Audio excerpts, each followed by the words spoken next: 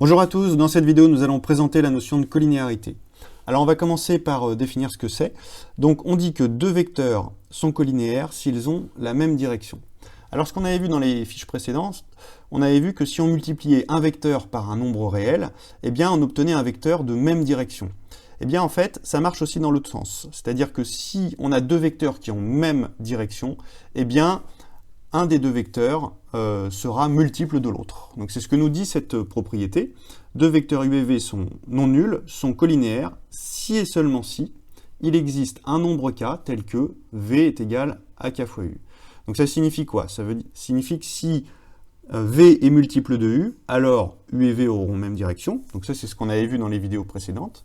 Mais ça marche aussi dans l'autre sens. Si on a deux vecteurs qui ont même direction, deux vecteurs qui sont collinéaires, alors on peut trouver un nombre k tel que un des vecteurs est égal à k fois l'autre.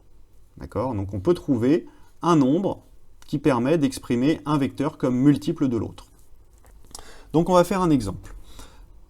On a deux vecteurs u et v qui sont dessinés ici, donc u de coordonnées 2, 1 et v de coordonnées moins 6, moins 3.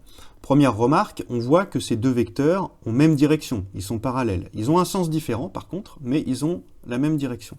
Eh bien on va vérifier que ce n'est pas juste une apparence graphique, on va vérifier que ces deux vecteurs ont bien la même direction, qui sont collinéaires, et pour ça on va utiliser cette propriété.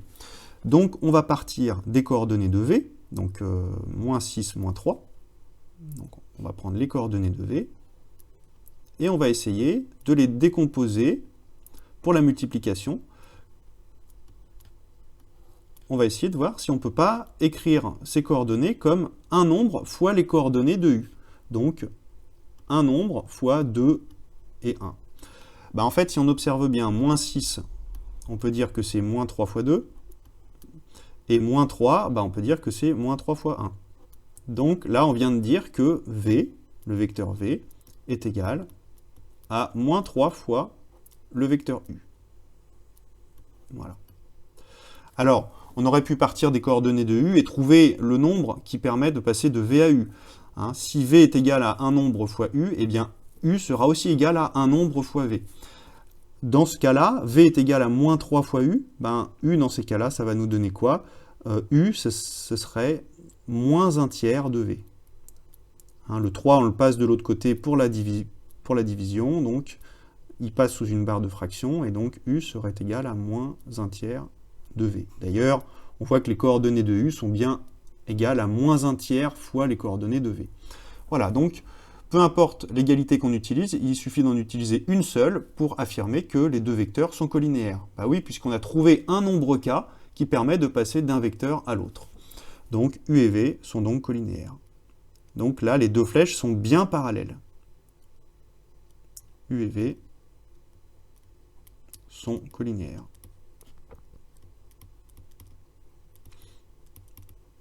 Alors, on va faire un deuxième exemple avec les vecteurs 3 et 1, 5 et 2. Donc là, si on observe les flèches, on a l'impression qu'elles sont parallèles. On voit qu'elles ont la même direction, elles semblent avoir la même direction. Et en fait, on va voir que ce n'est pas le cas. On va voir que quand on observe bien les coordonnées de u et v, eh bien, on ne pourra pas trouver de nombre qui permet de passer des coordonnées de u aux coordonnées de v, par exemple.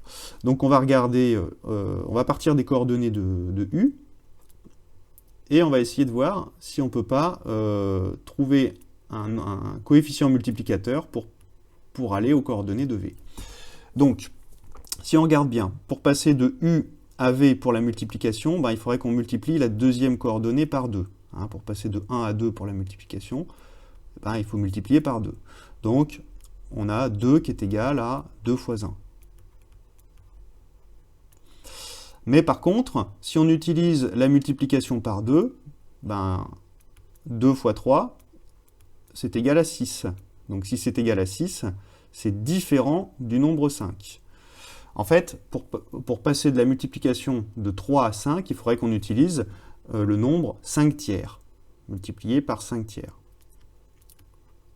Puisque 5 tiers fois 3, qu'est-ce qui se passe? Les deux 3 vont se simplifier et il va rester 5. Donc il va rester justement le résultat qu'on souhaite obtenir. Donc, en conclusion, il faut qu'on utilise le nombre 2 pour passer de la deuxième coordonnée à la deuxième coordonnée, et il faut qu'on utilise un nombre différent pour la première coordonnée. Donc ça signifie que V n'est pas égal à un multiple de U. Donc ça signifie que U et V ne sont pas colinéaires. Donc la conclusion, U et V ne sont pas colinéaires. U et V ne sont pas colinéaires.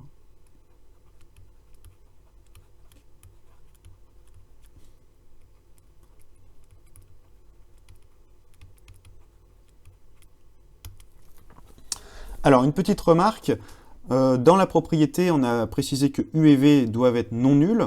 Qu'est-ce qui se passe si on a un vecteur nul? Eh bien, par convention, on va dire qu'il est colinéaire à tout vecteur.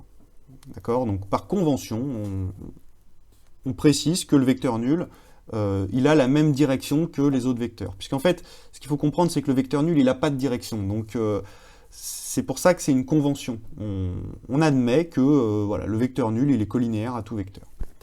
Alors, en conclusion de cette vidéo, on a dit que deux vecteurs sont colinéaires s'ils ont la même direction.